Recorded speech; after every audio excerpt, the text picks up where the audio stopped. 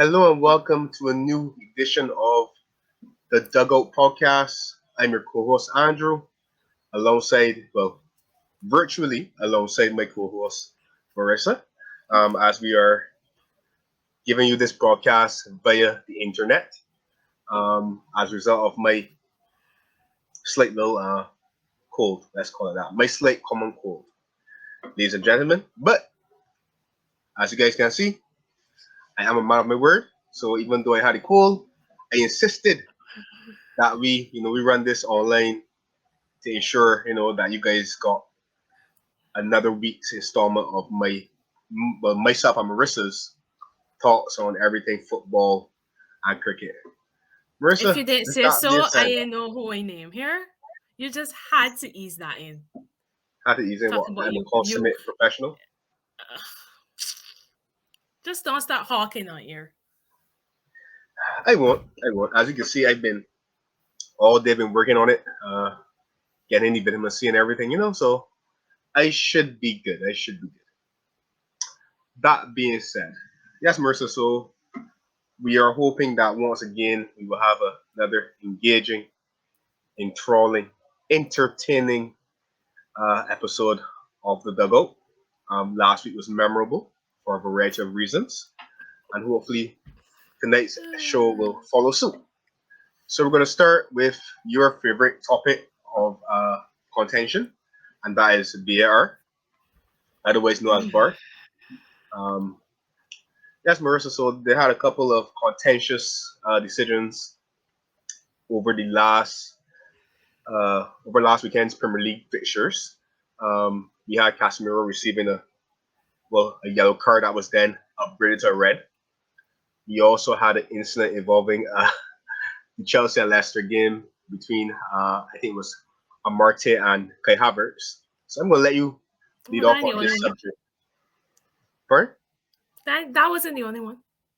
Oh, there were more. Okay. Well, I did see the eventual red card, but I thought that was the one situation where you felt as though it should have been a red and it was not even punished. But I'll let you Not start that. off. All right. You know how I feel about VAR already. We've had many conversations on the show and in private about how my problem is not a technology, it's the people operating technology.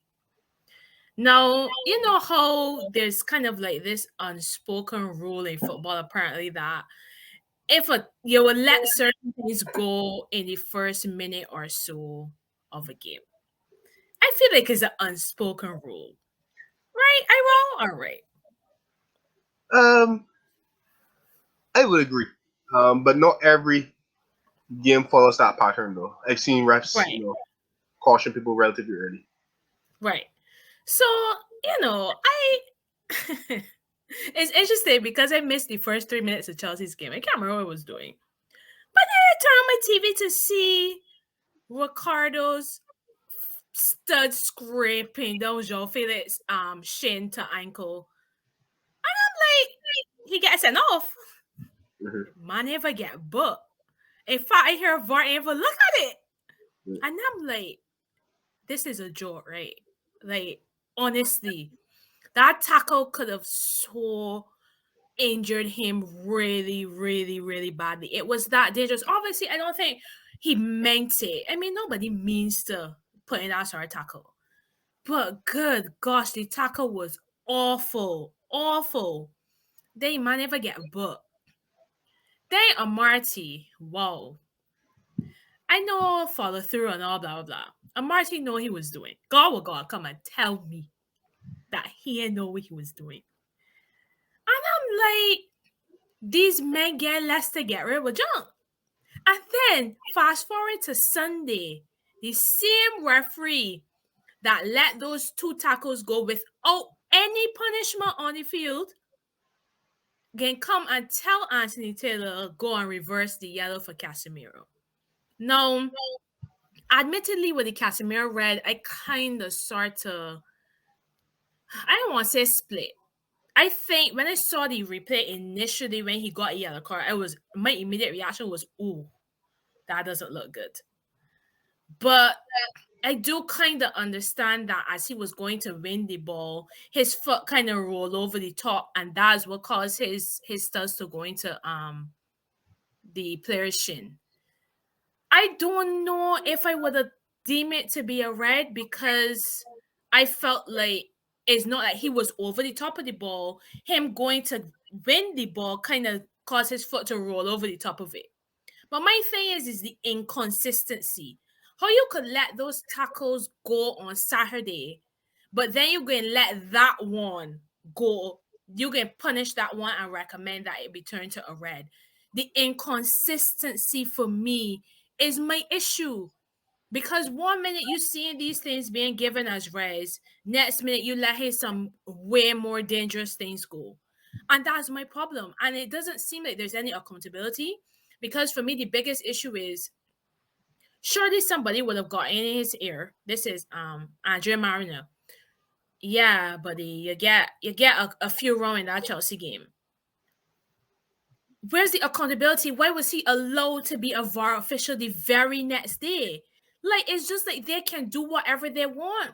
No consequences, no accountability. And then you got Dermot Gallagher coming out. What he said, he had me dying on the Ricardo one. Oh, Ricardo was very lucky not to get sanctioned. I was like, lucky not to get sanctioned? He could have broken my leg. But as usual, Dermot Gallagher is just be out there to basically agree with whatever decisions that he previous colleagues made on the field. And that's my issue. So that's my rant. Okay. Um, very, very good insight as always. I will only comment on the incidents that I saw because, truth be told, I think today's Champions League fixture between City and Leipzig is the first game that I watched since Saturday morning, and we all know it. Mm. I really wasn't about any more football past 11 o'clock on Saturday, right? So you must forgive me. I did go back and look at the highlights of the Man United Southampton game, so I'll start there with Casemiro's red. I think it was a red.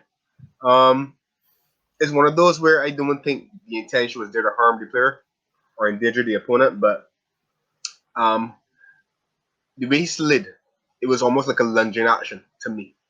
And when you do that, it seems like if you're not in total control of your, the body and the force, that you're gonna impact the opponent with. Mhm. So, and it was to me, it's not even to me because I didn't even think for me, I didn't think that the foot was high or that high to Right. be honest, but it Mhm. was more like the studs were showing. So once the studs are showing or showing, sorry, as it looks like a lunging motion, like he lunged into the tackle.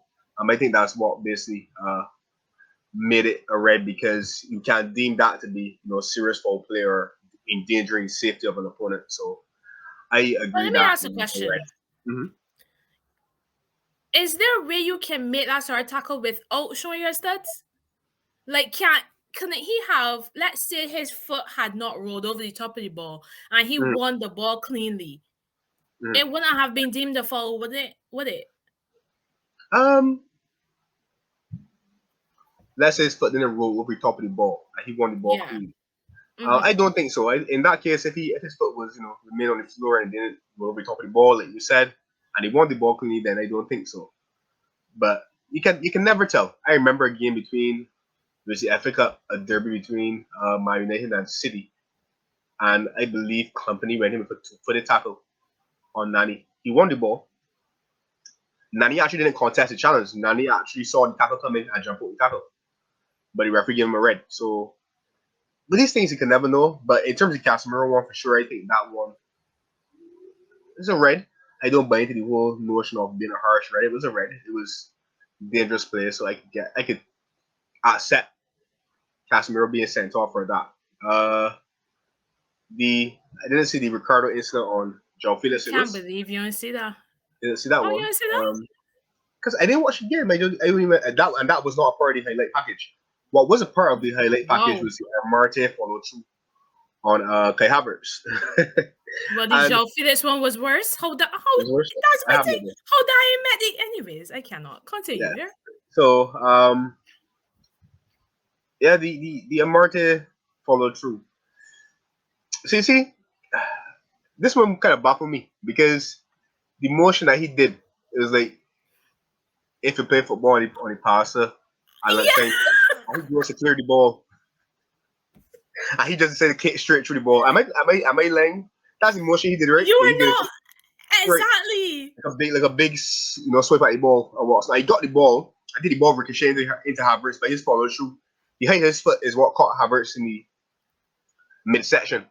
And it did leave some bruising. We saw when Havertz obviously raised his shirt to demonstrate the damage that it did. And I know Armati don't like Chelsea already from that FA Cup final a couple of seasons ago. So Right. Uh, I I don't know know. what he Here's the thing, was trying. I don't know if it's intentional because I've seen people clear the lanes like that. Just being a well and the foot got out high. Um, but the problem is that he made contact right with the player. So for me, I would have it could it could be a red. It could be a red, because that is dangerous play as well. But if I was refereeing the game, I would have probably just given it a yellow. But it could be a red. But So the the fact that fact he that did the get punished man ain't the man, and that's my thing. was Like the how how I saw Cucurella made a tackle mm, on Dewsbury Hall. Cucurella ain't touched him yet, Andrew. mm, Cucurella must have catched him. I think he was kind of on his way down, mm. and I guess on his way down he collide with Cucurella, and Cucurella get butt, and I'm like, how you could butt Cucurella for that?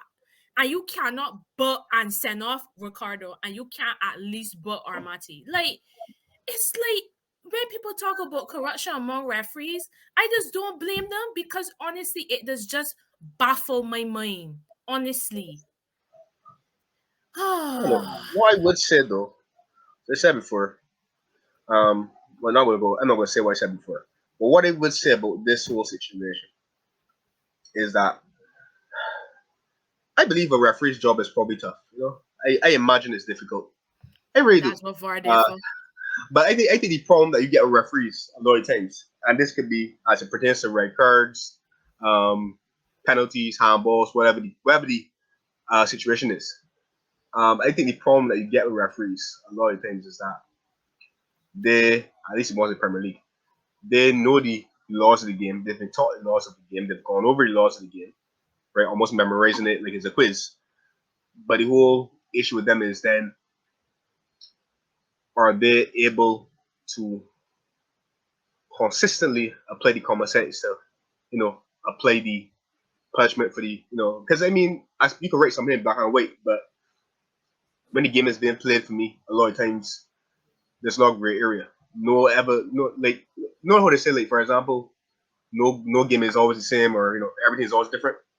I feel like every instant or most instant science can be deemed different, and it's like, do they have the I don't know, but it doesn't appear. Put it out there, it doesn't appear like they actually sometimes um apply simple common sense, simple logic to the To the decisions at all situation. times. So that's And why I there's an inconsistency.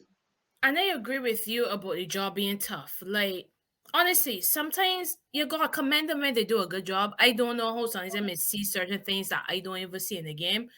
And I commend them for that. But my issue is, what then is the purpose of VAR?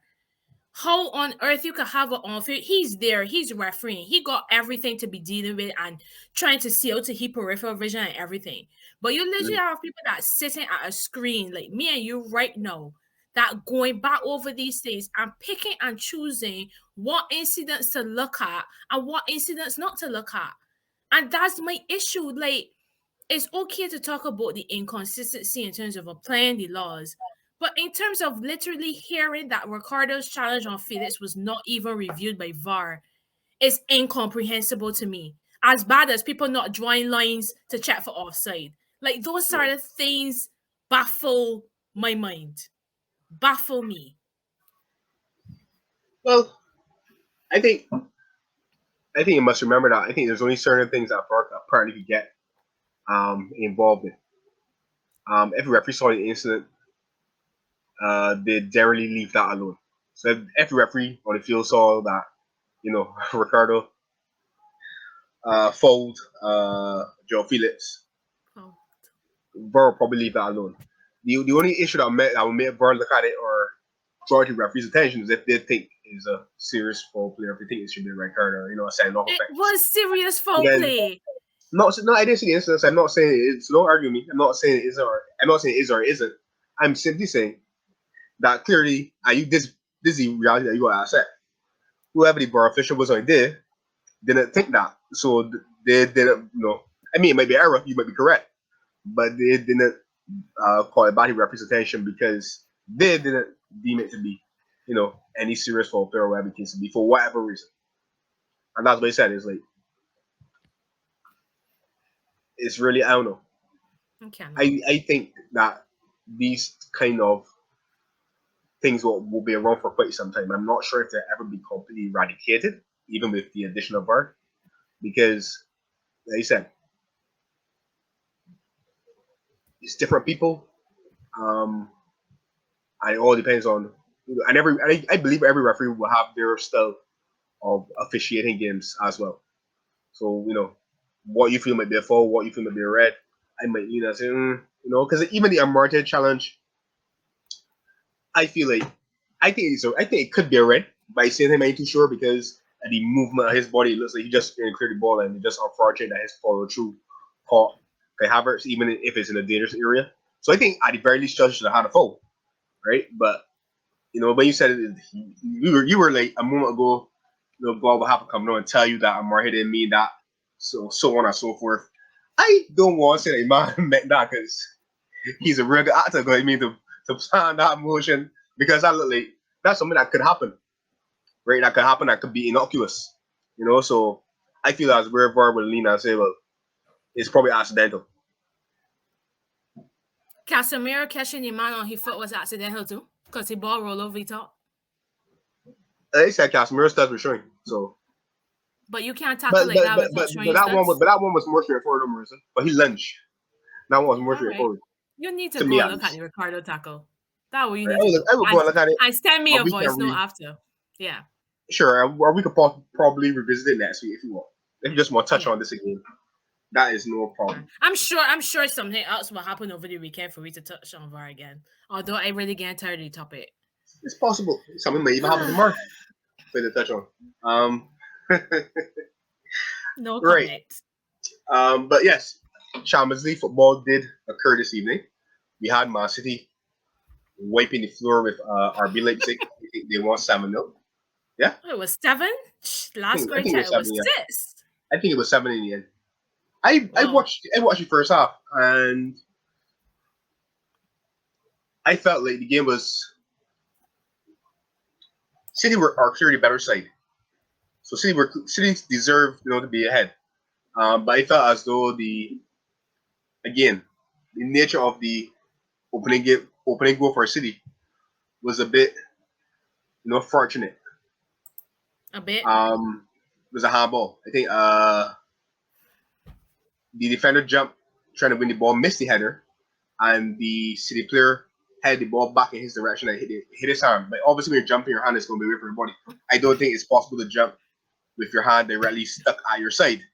So again, that's where you say applying common sense. And I like the original handball rule that we mentioned last week, where it was deemed to be deliberate. If it's deemed to be deliberate, because you can't tell me that I come in to defend or I get to jump for head or whatever case it be, and I go drop my hand at my side, or if I'm a ball on my hand is already out there. It's not like he raised his arm out after the header was placed. That's the difference. But the guy jumped with his hand out, so obviously when the striker had the ball, is going. I don't get it, but so I don't want to like. No. Before you go on, did you see the? Because I think when we talked, you said you didn't see the penalty incident at Bournemouth. Did you get a chance to see it? Oh yeah. I got a chance to see that. I think yeah. Right. Yeah. So what you thought about that one? Because it's the same situation. Yeah, it was similar situations. Yeah. But I miss it though. This is my thing. This is my thing. The commentators on, because I was watching this Leipzig game. I only watched the first half as well, and I wasn't Mm, watching it with commentary. But in the Bournemouth, with the Bournemouth incident, the commentators was talking about is a stonewall penalty. My right. thing about it is, like just as you said, you are jumping for a ball. As you said, like anybody jumping with their hands by the side, they're not going to get any sort of elevation. It's just, you know. So you jumping, your hands are coming back down as you come back down. How on earth are we giving penalties now? When somebody head a ball, you backing, you hands out because you were jumping, and you giving handball for those decisions. Like It's that very. means that I just think that handball needs to go back to deliberate. And don't give me this nonsense that people have said in the past, oh, you can't tell whether a handball is deliberate. Of course you can tell. Suchat will tell you you could tell when a handball is deliberate. I know So that was coming. my thing is when you have these players that are just getting really unfortunate when the hand down to the side or up in the air when they're jumping and the ball and he's literally I think it was Rodri, right? Rodri is literally heading the ball and the ball just hit the man. Like, what can he do in that position? Have eyes at the back of his head and be like, oh shoot, let me get my hand out to the way?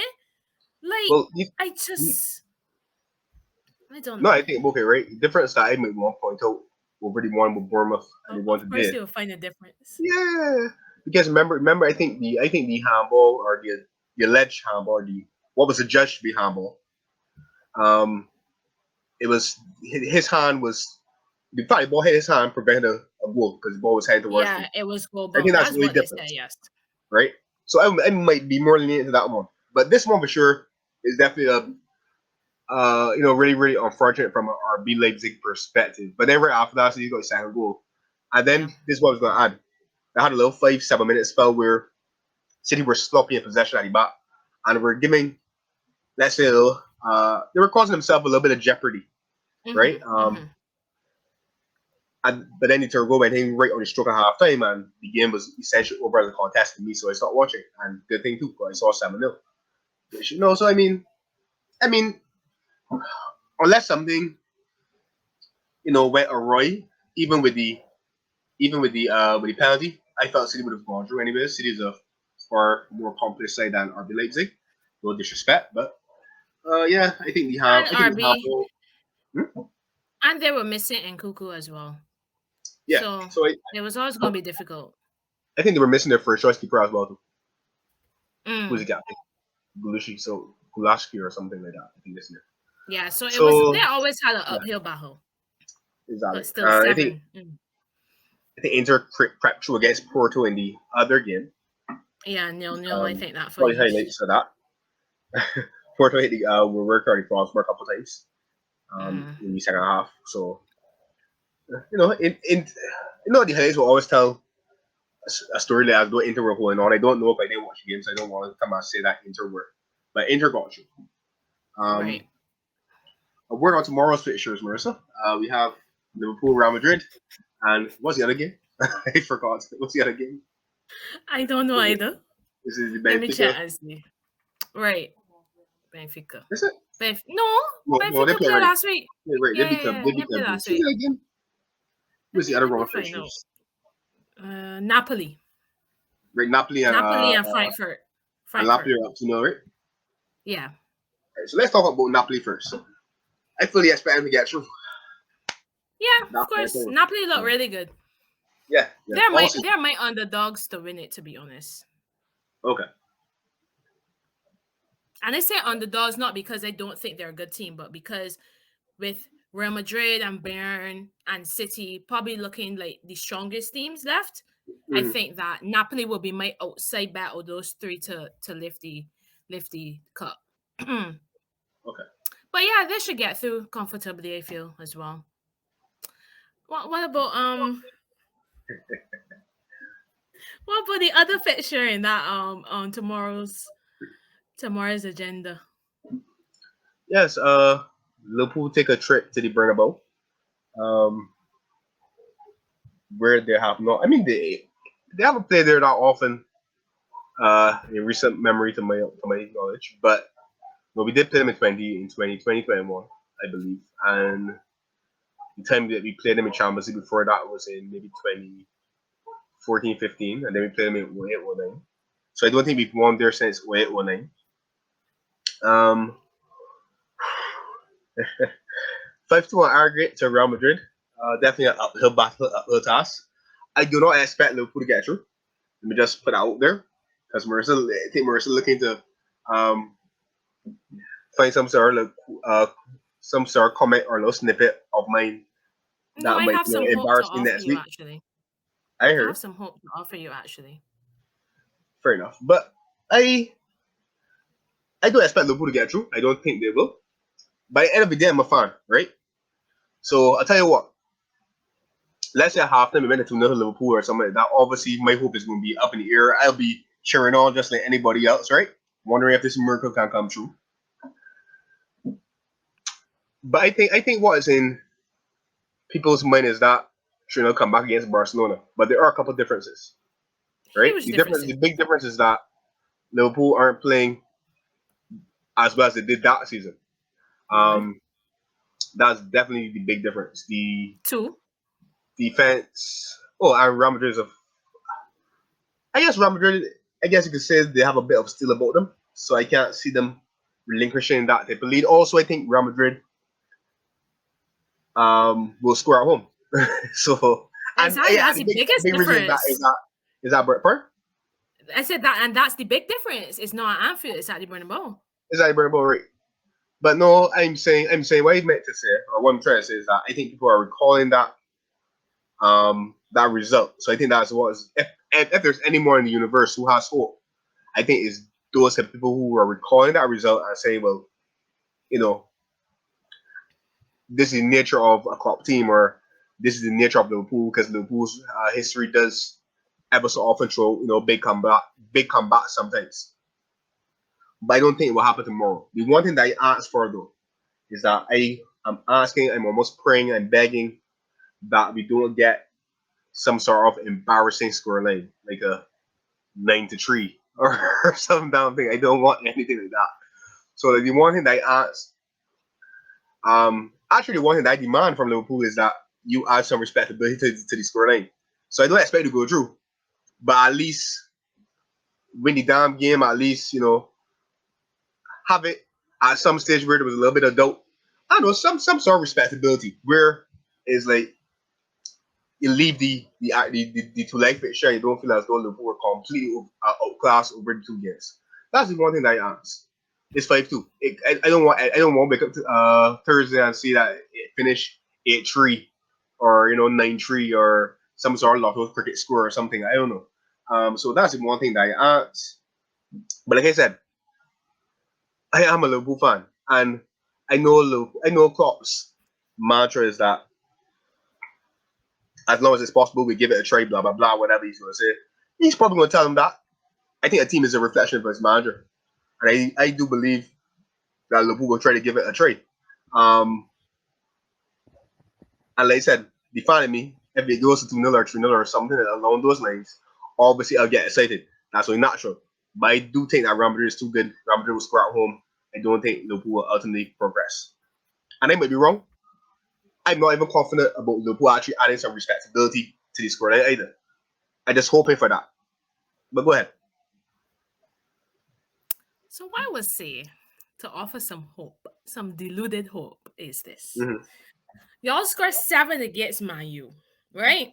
Mm-hmm. Probably realized that wanted to save some goals. So decided to go away to Bournemouth and lose, to keep the goals in the back pocket. So that when I go to the Bernabeu, when I can at least, churn out a few. So that's my hope. The fact that, when I get into a little 90-minute dry spell. So I just talking John here. I have no hope that Liverpool are gonna advance. And I actually fear it's gonna be another route, honestly. Well, let's hope it isn't. Let's hope it isn't. Yeah, I for your sake. not for myself. I don't play football, but um, let's hope it isn't. If I was a betting man, I believe that it might run.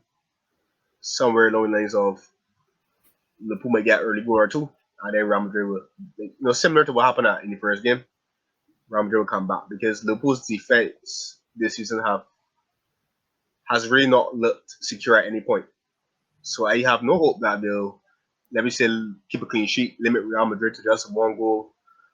I don't see that happening. And the fact that Real Madrid have a 3-goal advantage means that Liverpool have to, go out and go for an attack. So, like I said, I believe that because it's Klopp, I believe that Klopp only know how to do one thing, and that be positive and be, on the front foot in a sense, in terms of at least mentality wise. I believe that he'll try to motivate the guys and instill some belief that it's still possible. So that's why I expect Liverpool try to give it a go. But I think ultimately they'll be unsuccessful. And I fear that doubt that I'm talking about will actually creep into Real Madrid's minds. I do believe that. I don't know. I just feel Real Madrid are experienced. They know how to manage games. They know stay in games. They're at home.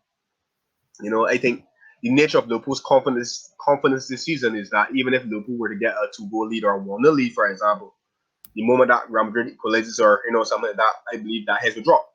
Because I think ultimately Liverpool players will be thinking about the overall result as opposed to just playing the that particular game.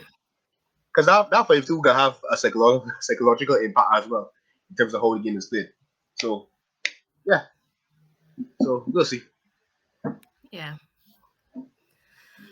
All right. So we have some FA Cup action and some Premier League action this weekend. You don't have a game this weekend, do you? No, I don't have a game for 3 weeks. In fact, if I might digress for a moment, this is what is so painful, right, about being a Liverpool fan this season. Is that I aim for some pain, no, Marissa. Marissa, you didn't know I aim for some pain because I don't play in the league for another 3 weeks, right? Because I It's a think after national this break. weekend is the national break, and when I resume, Mm-hmm. I go to the Etihad, I then go to the bridge, then I welcome Arsenal to Anfield. I might not win for a few weeks yet, so like it is pain. You know what I'm saying? You know what I'm saying? Me tell you, it's Yeah, pain. that's definitely a rough run for real. It's a rough run. So I mean, like actually, I think the next 4 to 5 weeks will tell us. We'll already decide whether or not Liverpool can make Champions League again next season in top 4 or I not. agree. I Because again, agree. the Etihad and City need the points because they're in the race. Um, I wouldn't want to contribute to Arsenal winning the title. That's the truth. So maybe City can happy points. Um, then I go to the bridge. Both of us have been inconsistent, but Chelsea at home. Chelsea have been getting results lately. That game might be a defeat. And then you welcome Arsenal, who are brimming with confidence. Oh Lord, and they haven't won an Anfield in a long time too. And since they come Anfield last couple of seasons, I've been beating them badly too.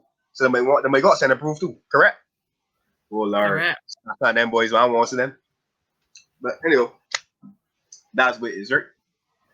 That's what it is. Pain, pain, pain, pain, Pain. pain, Pain. All right. So we got City and United in FA Cup action this weekend. Man pain. City hosts Burnley and Man United hosts Fulham. Thoughts? Guardiola versus Company. City will win. Probably 2-0, I believe. And what was the other game? Man United versus. Man United Fulham. I got Miami to win. Miami will come through as well. Yeah, I done predicting Fulham to win games because every time I predict Fulham to win games or do well, they do junk. So I done with them. Man, you 2-0. Probably 3.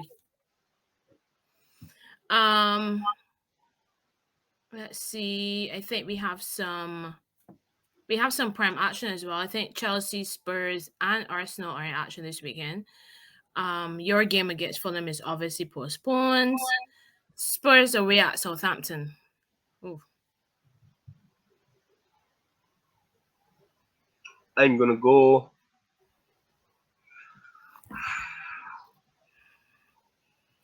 I'm gonna go Southampton to win 1-0. I can't believe you said so for real. Why not? Listen, I have nothing to lose. Can't speak on the stretch. It's not, and it's not. I think that's what I'm actually is that in the broader picture, we talk for race. It will help me. So By all means, Oh, Saints. so you're just manifesting. I Correct. I see. just I see. manifesting. I just I trying to speak see. things into existence. Um, I actually think Southampton have been very bad at home. That's my thing. They travel better apparently, or Mhm. is it the other way around? I can't remember. I think this would be 1-1. I think Hurricane there, so they'll get a goal. Chelsea at home to Everton. Should I watch this game? Oh well. I don't know. I say I'm gonna over. go. I'm gonna go. I'm gonna go 1-1. I could be wrong though, but I'll go 1-1. Chelsea 2-0. That's the last few pictures. No. Newcastle left, right? I was just waiting for you to respond to me. No, no, no, no. I have nothing to say. I think when I'm in my predicament, it's best for me to hush mouth. So that's what I shall do. I keep it quiet. All right, bro. Okay. I'll let it rest. I'll let you, sturdy pot. I have nothing to say. All right, bro. Newcastle away at Forest on Friday, actually. Right, I pray. I remember that game on Friday. Newcastle with the Forest. I'll go with a 1-1 draw. I go in 1-0 to Forest. Interesting. Interesting indeed. Forest are hopeless away from home, but at home they're pretty good. So I think Newcastle had a good victory over the weekend. They're first in probably a while. So Mhm. I still think Forest is probably going to be a closely contested game. So I give Forest the advantage. Um, Arsenal at home to Palace. Arsenal just running away with this title then. Yeah, Arsenal to win 2-0. I think that you can't even front. Like, to even predict anything other than Arsenal right now would be just, You just be you just being negative. You just, what I mean? exactly. Be hard headed and being stubborn. I'm actually going 3-0 to Arsenal. So we have one last football topic to touch on before we move on to the cricket. Mhm. I think was it today that they announced that they're going to. I think they were going to because of the expansion of the World Cup, they were going to switch to three team groups, but now they're going back to the normal four. The Right. correct decision? Yes. Yes, I believe so. Um, I mean, if you had a three team, if you had a three group World Cup, you got teams that going home after playing 2 games. So I Yeah, think I think that'd it's be rough. I think it's fair to have the I think it's 12 groups of four, I believe, in the end. I think that's what it'll be. Right. And then there's a new uh last 32 stage where the top two advance plus the 8 best third place teams. So obviously that will keep it intriguing as it enters the knockout phase or as it approaches the knockout phase because obviously you will have a situation where I'm sure a lot of teams will still be alive mathematically as we enter into the final round of games in the group. And it makes it a bit harder for people to, do a bit of collusion and decide, they want to, draw games or not play for a win and stuff like that. So I guess it's for the best. It will increase the number of games in the tournament from 64 to 104, I believe. I think that's what you said. Yeah, so it's a big jump. It's a big jump. And unlike previous year, since the 98 edition of the tournament, the champions will have to play 8 games instead of 7 to get to the final. So, I mean, I'm kind of like a traditionalist. I wasn't the biggest fan of the expansion of 48 teams, but I kind of Yeah. understand why it is a necessity because FIFA at the end of the day has 211 members and only 78 countries have ever been involved in a World Cup finals. And when you think about it, for example, Africa has 54 countries in its continent and only has 5 available spots for the World Cup. I mean, no, it's going to Yeah. increase in 9, but at the same time, it is going to give other countries a chance to more of a chance to qualify from the smaller confederations. So CONCACAF now gets 6 spots, Africa gets 9, for example. I think Europe is only going to be increased to 16 from the 13 that they already have. Um, yeah, it's going to make the football a bit more inclusive. Yes, I will be more in the fact if we get, for example, two lesser nations in the group stage match, and it's not exciting or interesting to watch. I would be Yeah. more on that fact, but at the same time, I think that it's a good thing, and I think for the World Cup to feel like a World Cup, it needs to feel as though it's more accessible to everyone. So Fair enough. Well said. I ain't got anything to add to that. That was well said. My only qualm is just it's a lot of games. It's a lot of games, and we saw sometimes, even though the Qatar World Cup was quite enjoyable, there were some yeah, games that were a little, So that's my only concern. But I think that you said, they always say football is a game for all, so why not put your money where your mouth is? So I get it. I get it. I think the Qatar World Cup actually is what prompted the change back and Mm, forth. As because I guess in the Qatar World Cup, in fact, there were so many exciting finales to the groups. That's what right, changed their mind about the three group right. format and stuff like And that. But I think, right, with this best third place finish thing, finally Germany might get out a group stage for the first time in 2 World Cups. You know what? As a German fan, I'm happy, man. I'm happy. you know what? You have a point though, because it'd be really, really shameful, right? If you would have 48 team World Cup, we all don't qualify for the group stage. That would be shameful. Oh I gosh. guess, I guess a similar narrative will appear in the sense that I expect you might still have, obviously, you might still have some pretty average teams in the last 32. But I think from the last 16, no, maybe not the last 16, from the last 8, same as before, you will start getting the cream of the crop, then rising to the top, and you know who your contenders are, for example. Right, So we have right. 4 years to look forward to, Marissa.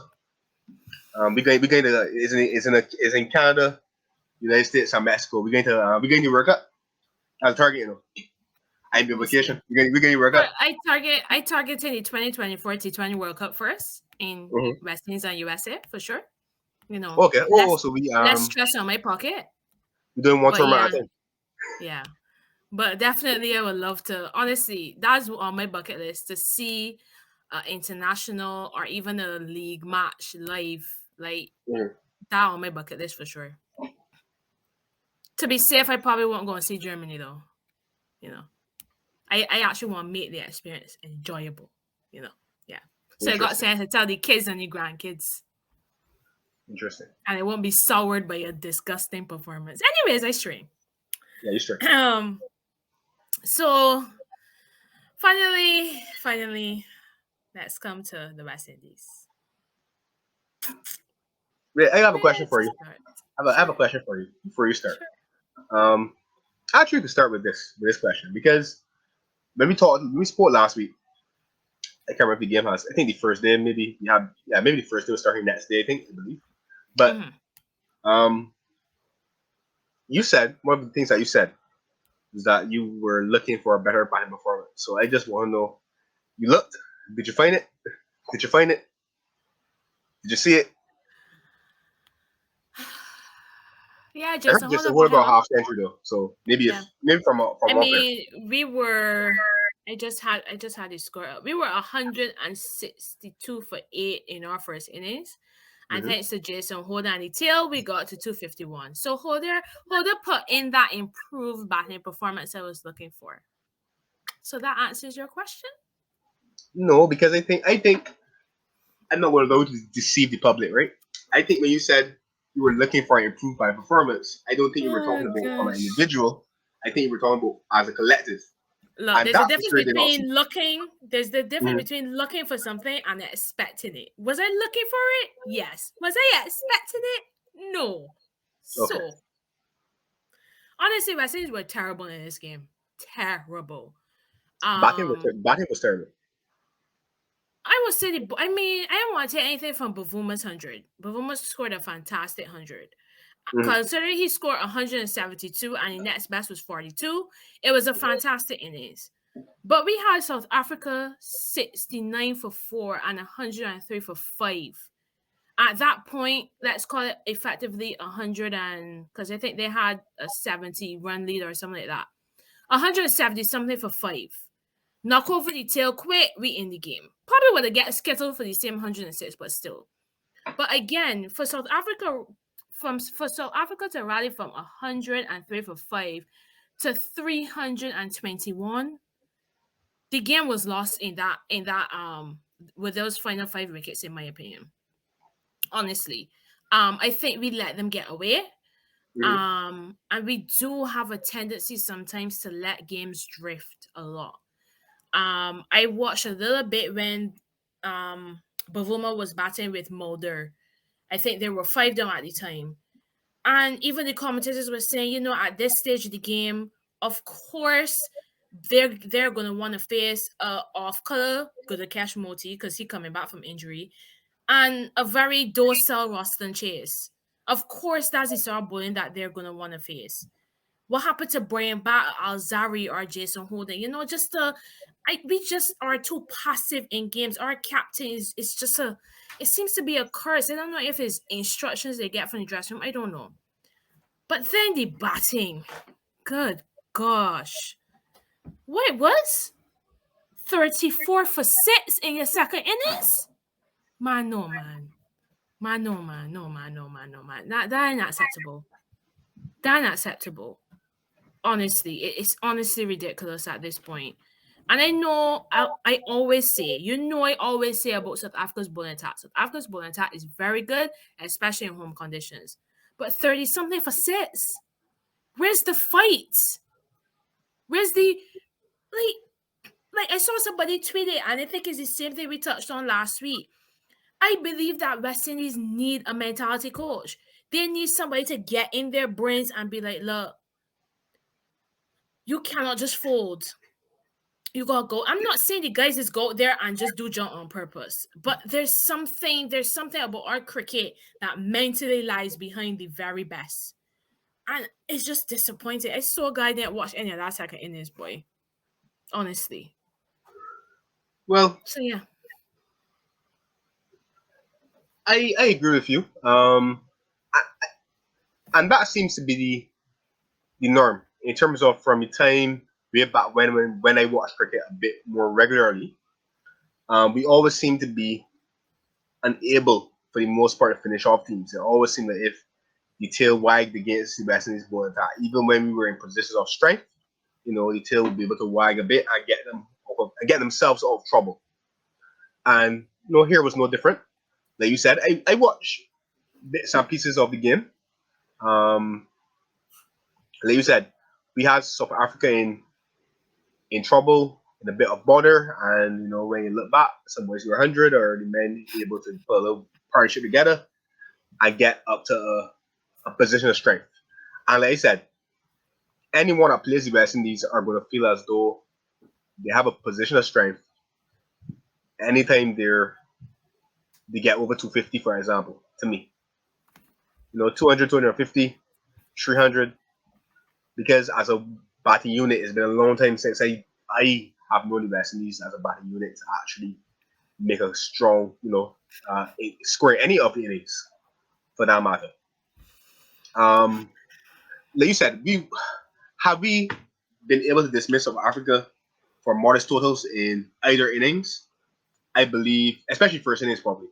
I believe that we would have been in the game, but at the same time, I still have a bit of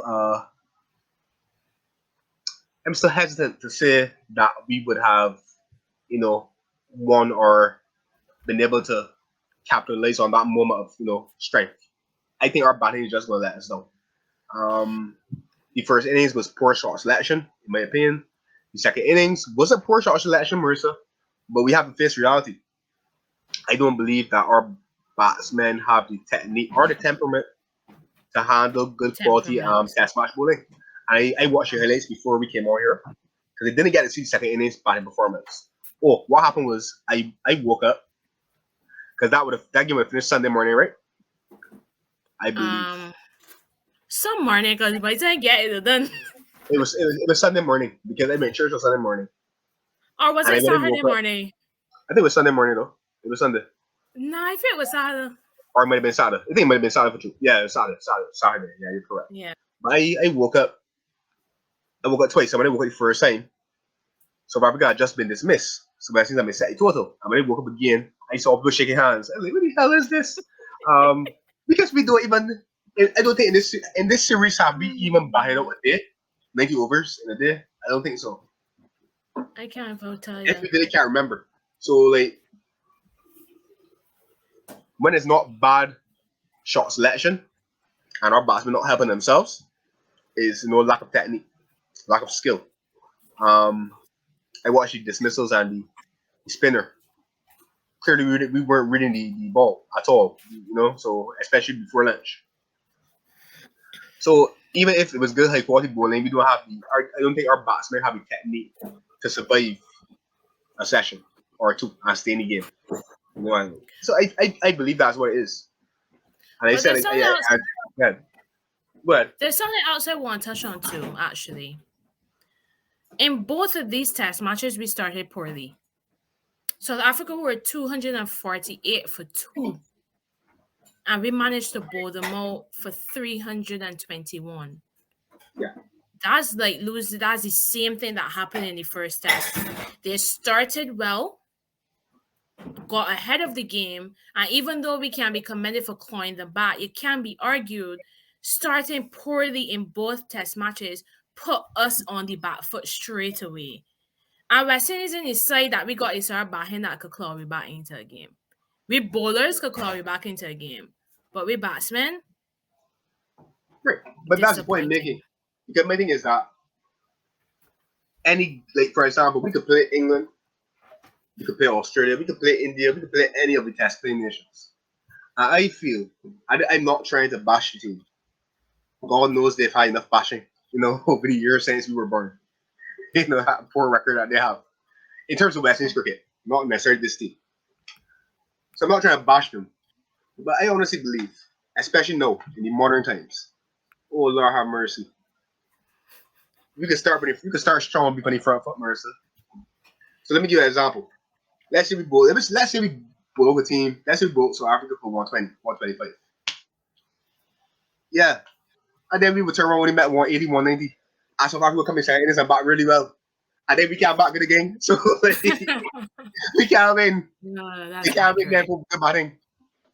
Or sorry, it's very, very seldom. And it's not, and the thing is, right, what I was initially clamoring for a couple of weeks ago when we first started talking about cricket, or I said resume watching. Remember I said that people like Carl Mears, Craig Bradford, I call a couple names. They need to start becoming more of linchpins inside. So they need to be the cornerstone where the batsmen batter around. And we're not seeing that. So like for example, even when we had Lara and Chanapol and those guys, not all the time, but if it wasn't Lara, it might be Chanapol. When Chanapol, occasionally you might get Carl Hooper, or you might get Jimmy Adams do it, or even Sherry Campbell. Seldom, but still. Then Sure, come a little boy. further. It was Gil, right? If not Gil, you might get Morris Samuels do it. You might get Sarwan do it sometimes. You know what I'm saying? But we also had a batsman or two that, even though we weren't winning, we could still sometimes get over 300, 350 because we have batsmen that the other batters can batter wrong. Right? Correct? Correct me if I'm wrong. Am Yeah, I wrong? Good. you're right. No boy doing that, no. Nobody, no, listen, especially in Test cricket, nobody's doing it at all. I mean, You know what I'm saying? Craig does it, but he can't do it all the time. He can't be the He only can't do it all one. the time. He can't do it all the time, man. The thing is that I don't think he does it with the same regularity. That the other names that I mentioned was doing it with either. But So that's the it's thing. like You remember when he Gil did used more. to get criticized? Like Mhm. we were glad for them look quit for your 70s and 100s now. Oh gosh. So I feel it. Like I said, I believe until the Caribbean region gets some investment and starts treating cricket like a career path and a job. I talk about from the youth level, where these boys, like all they do is play cricket. That's the whole professionals do it because I believe that Stuart Broad and Drew and those guys when they came up in the England systems or whatever at school cricket and then in the academies and the clubs, for example, training and cricket, nothing else. Yeah, Yeah. they get encouraged to do the CSEs or the GCSEs or whatever they call them. But it's just, it's like, this is a profession. This is what we're doing. Mm-hmm. And I honestly believe that what you're seeing in Test cricket now is that the gap is widening, and the technique of our Definitely. batsmen is not measuring up. So occasionally we get a good, someone, make a good score because the talent is there, but the talent before the technique is going to give you inconsistency of performance, and that's what you're seeing. And not only technique, but temperament as well. Because like you Yeah. said, when we play our domestic cricket here, the standard is very, very poor. You know what I'm saying? And the Boys go standard here. would be poor because, for instance, now we have a lot of the test players in the ODI squad, and we have a 4-day domestic tournament starting like this week or next week or something like that. So then our best players, and that's not really their fault. I mean, it's just the schedule, no. But our best players don't play any 4-day competition. So therefore, where's the development for the people that are coming through? Like they're not getting a chance to play with our best. So so many problems, so many problems. Yeah, it's a lot of problems. Um, I don't know. So just dropping yourself, you might go and endure. You said the World T20s in 2024 in America. America and here I hear. and US Indies. Okay, good. So like, just dropping your seatbelt. You might get another poor performance there. You know, you might. You very well might. The last two were really bad, right? Groups. Well, sorry, one was group stage as it. The other one was we didn't even qualify for the main tournament itself. So I remember you were very, really irate about it. Oh my gosh. Don't cover your face. I need Listen, to find some other teams to support though. I realize I've really been scraping the barrel the last year or so. West oh, Indies, Germany, Chelsea. A girl can't catch a break. don't worry, you had your time of success already. So it will come again. Though. Well, I mean, sports is a cycle. It's true. Very Um, true. there's one more thing that I want to mention before we wrap it up. Before we get out of here. Um, so I think India won the Test series against Australia Mm-hmm. and kind of like confirmed that the World Test Championship final will be played in June between Australia and India at the Oval in England. Uh, Mm-hmm. I have some issues with that though. Not with the two final teams. I have some issues with the fact that the finals only one test match. I believe that since you have to accumulate points, but in a test series, I feel as though it should be at least be a three test match series or something like that. You know, we Because talk I think about that this already. We talk about this when India and New Zealand were there, and I'm surprised that mm, given how good that test match was, that they haven't revisited it. Like you cannot crown a champion. Or I mean, of technically test they do cricket, it in exactly the of one test cricket. day thing, but in Mm, Test cricket, you need at least a 3-test series, in my opinion. At least. exactly. Because that'll be a far better gauge of which test side is the best. Exactly. So much things you could win the toss and you win the match, depending Yeah. on conditions. Correct, So exactly. So I don't like it. I don't agree with it. I think they should revisit it, especially if they because I know that the whole reason for the test championship was to sort of like rigid profile test cricket because it was sort of like being left behind with the shorter formats of the game. yeah. But if you want people to take it seriously, I mean, people that actually know something about cricket, we expect that a test championship final can be, I know it's a final, so to speak, but I believe, okay, final series between the two best teams, you know? I'm also a Make it bit two. annoyed that last year it was in England, this year in England. They make other countries that the final the thing of playing. Jeez, But man. at least Everything about. Be happy that England are not playing in it. 'Cause if You they mean were, not yet? You mean the oh way yeah, they not play yet. Test cricket, they're gonna be there next year though.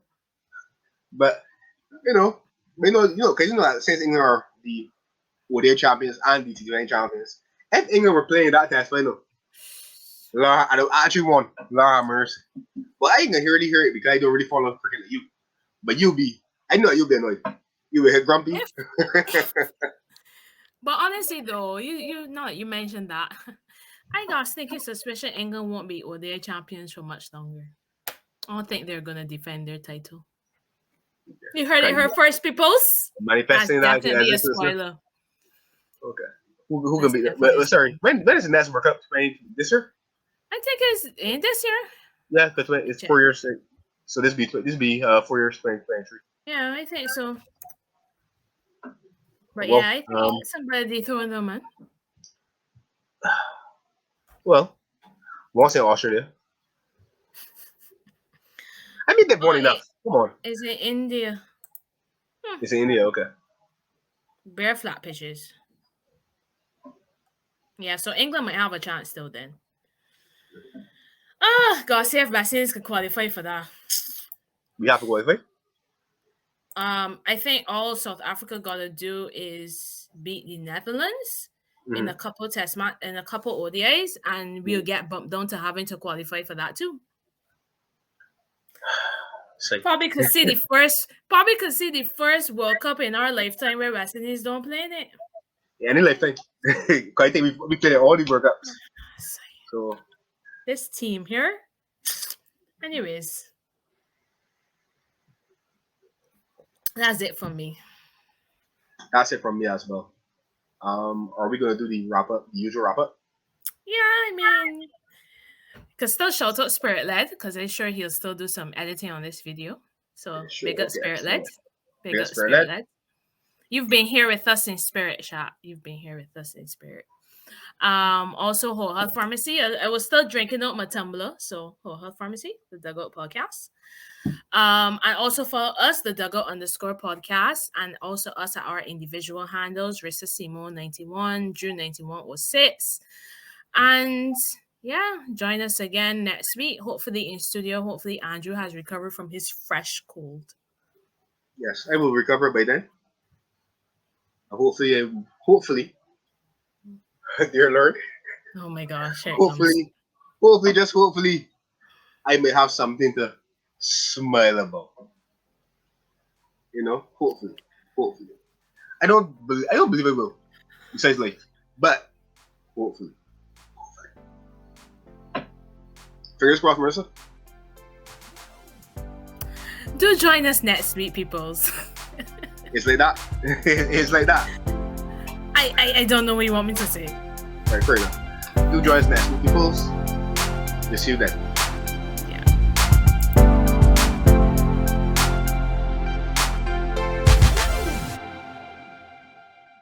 This program was brought to you by Spirit Led Studios, the sound of life.